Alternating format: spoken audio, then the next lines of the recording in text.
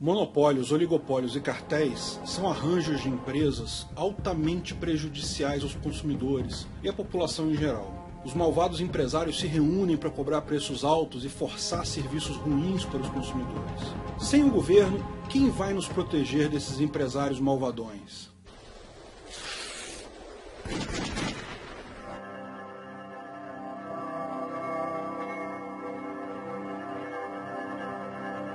Como impedir os cartéis? Quando só uma empresa presta um serviço ou vende um produto em um determinado mercado, isso é monopólio. Quando é um grupo pequeno de empresas só que vende um determinado produto ou presta determinado serviço em um mercado, isso é o oligopólio. Já a definição de cartel é mais objetiva. Um grupo de empresas se reúne para combinar preços e estratégias de forma a aumentar seus lucros. No final das contas, se você acredita que o livre mercado é a forma mais eficiente para a sociedade se organizar, é evidente que monopólios, oligopólios e cartéis são sempre ruins, pois isso limita o mercado, impede a competição, certo? Bom, nem sempre. Há duas situações em que monopólios e oligopólios surgem. Uma das situações é quando uma empresa é tão melhor do que as outras que todas preferem aquela e ela acaba dominando o mercado. O Google, por exemplo, é quase um monopólio de buscas na internet. Há diversos outros mecanismos de busca, mas o Google é tão melhor e tão mais conhecido que os demais que acaba sendo a principal escolha. Esse tipo de monopólio não é ruim, posto que não é absoluto. Veja, no início dos anos 2000, o Yahoo era o monopolista de buscas. Era o site que todo mundo usava para buscar coisas. Mas aí surgiu o Google, e o Google era melhor, e acabou roubando o posto do Yahoo. Da mesma forma, pode surgir uma página de buscas ainda melhor, é só uma questão de tempo para ela superar o Google. Esse tipo de monopólio, ou oligopólio, é chamado de monopólio espontâneo, porque ele surge naturalmente. Não é ruim, posto que as empresas nessa situação estão em competição. Se o custo dela subir, ou se a qualidade cair em relação aos outros pequenos concorrentes, certamente ela vai perder espaço. Mas tem uma outra situação, que é o monopólio ou oligopólio imposto pelo Estado.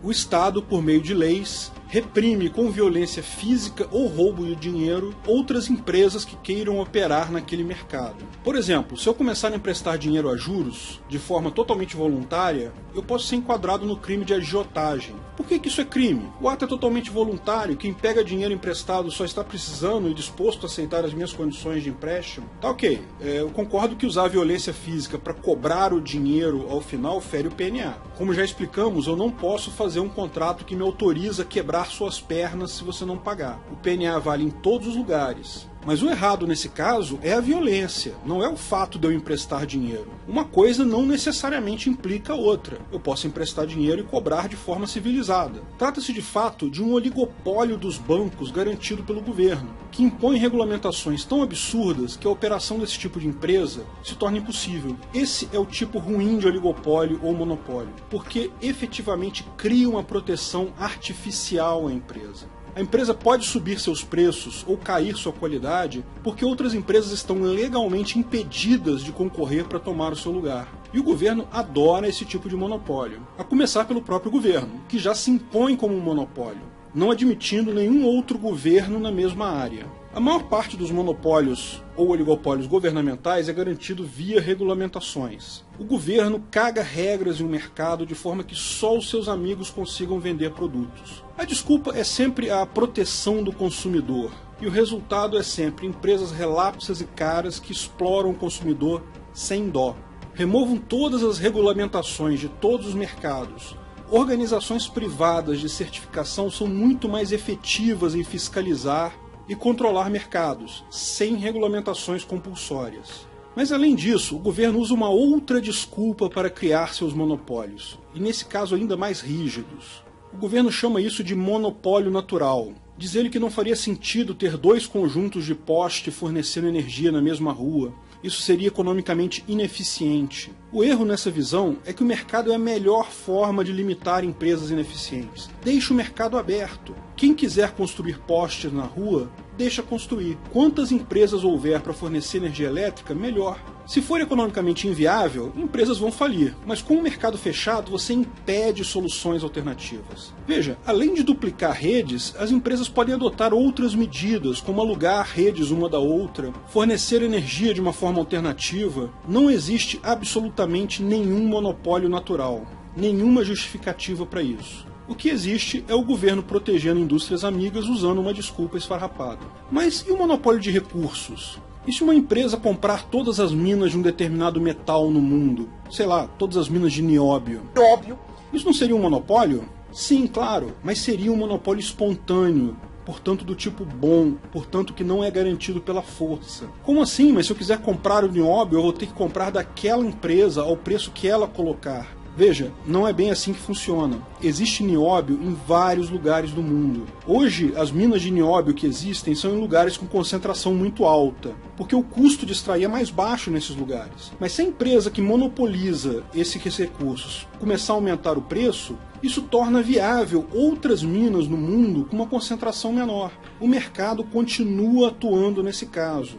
Quer um outro exemplo interessante? A De Beer, monopolista de diamantes. E no mundo todo ela tem uma quantidade enorme de minas de diamante. No auge da empresa, ela chegou a ter 60% do mercado de diamantes do mundo. Todo o marketing de diamantes como uma coisa romântica, como símbolo de noivado e compromisso, foi criado pelo marketing dessa empresa. Mas é ilusão achar que o preço dos diamantes é forçado para cima pela De Beer, porque se fosse isso, e os outros 40% do mercado? Eles iriam aproveitar e inundar o mercado com pedras mais baratas. A empresa tem um processo rigoroso de medição de qualidade, ou seja, é um monopólio porque é uma boa empresa. Além disso, o fato do preço dos diamantes estar alto estimulou e tem feito crescer o mercado de diamantes artificiais. Diamantes têm a exata mesma composição do grafite de lápis. É a mesma coisa, é tudo carbono. A diferença só é a forma como esses átomos são organizados. No grafite é uma estrutura hexagonal com planos desacoplados, e no diamante é uma estrutura cúbica específica do diamante.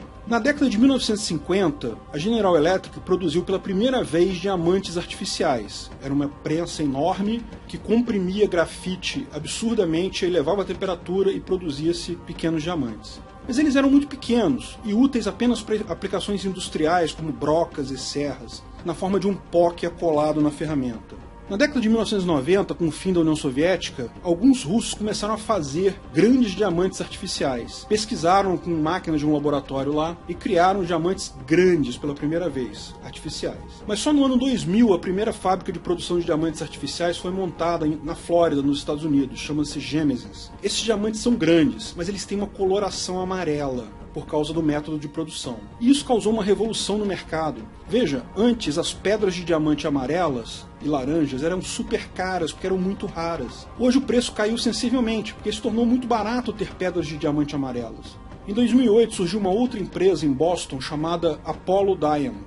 Criou uma outra forma de criar diamantes artificiais. E nesse caso, diamantes completamente cristalinos e do tamanho que eles quisessem. Esses diamantes são totalmente indistinguíveis dos diamantes naturais a olho nu ou por lupa. Apenas com ferramentas sofisticadas e caras de espectrometria é capaz de detectar a diferença. E o melhor, o processo deles não requer alta pressão nem temperatura, sendo extremamente baratos de produzir, até mais baratos que o processo da Gêmesis. Até aqui a produção deles é uma pequena fração em relação à extração natural, mas não se sabe o que vai acontecer com esse mercado em alguns anos. Mas olha que curioso, o mais bacana é que o grau alto de pureza desses diamantes, ele é tão grande que eles podem ser usados como semicondutores, e são muito melhores que o silício que usamos hoje para isso. Em alguns anos, talvez estejamos comprando um processador Intel Diamond 3 nanômetros. Afinal, o limite do tamanho de processadores de silício é de 7 nanômetros, e a gente está chegando muito perto desse limite. Então, uma indústria de beleza e romantismo, que talvez você nem dê tanta bola assim, vai acabar ajudando você de formas que você nem poderia imaginar a ter uma tecnologia melhor no futuro. Bom, a gente falou sobre oligopólio e monopólio. Mas e quanto ao cartel? Bom, o cartel é um acordo entre diversas empresas para controlarem preços e aumentarem o lucro. Por que seria errado um grupo de empresários se reunir para combinar estratégias? Toda ação voluntária que não gere agressão a direitos ou quebra de contratos deve ser válida. Então não há problemas no cartel em si, a menos que fira contratos anteriores dessas empresas ou agrida alguém. Além disso, evidentemente, cartel só funciona em oligopólios. Se há muitas empresas em um mercado, é impossível todas concordarem. O caso ruim de cartel é quando ele ocorre em mercados oligopolizados pelo governo. O caso mais comum que temos são as empresas de telefonia no Brasil. Há um evidente cartel ali. Todas elas praticam preços altos e a qualidade é ruim. E novas empresas não conseguem entrar porque a regulamentação do governo para a área são impeditivas. Não me entenda mal, eu vivi na época da Telerge. Eu comprei o meu primeiro telefone por alguma coisa perto de $4.000. A linha era um absurdo de caro, a qualidade era muito pior do que é hoje. Um cartel oligopolista como nós temos hoje é ruim, mas a estatização, o monopólio estatal é ainda pior.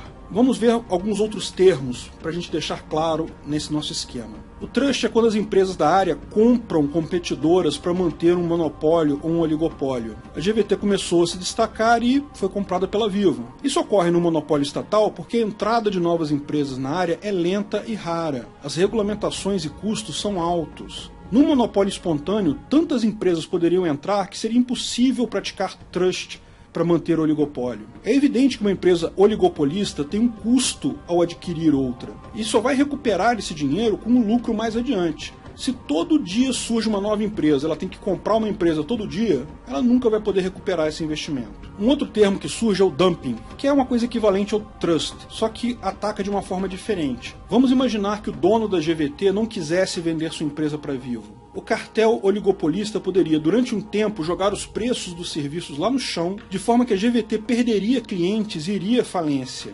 Novamente, isso só é possível em mercados com a barreira de entrada alta. Se não há regulamentações, haveria empresas entrando o tempo todo. Fica impossível o clubinho baixar o preço sempre, senão eles vão à falência. O problema dos cartéis é daqueles tipos de problema conhecidos em que o governo quebra suas pernas e depois te dá muletas. O governo é o único culpado pela existência de cartéis. E depois fica criando mecanismos paliativos para dizer que combate os cartéis, que ele que protege você dos cartéis. Esqueça o que o seu professor keynesiano te ensinou na faculdade. Sem governo, não há necessidade de combate aos cartéis.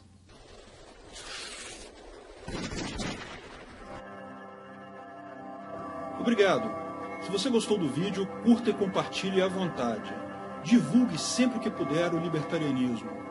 Não se esqueça de se inscrever no canal para mais novidades. Se tiver dúvidas, sugestões ou críticas, deixe no comentário. Se quiser ajudar financeiramente, veja meu link no Patreon abaixo.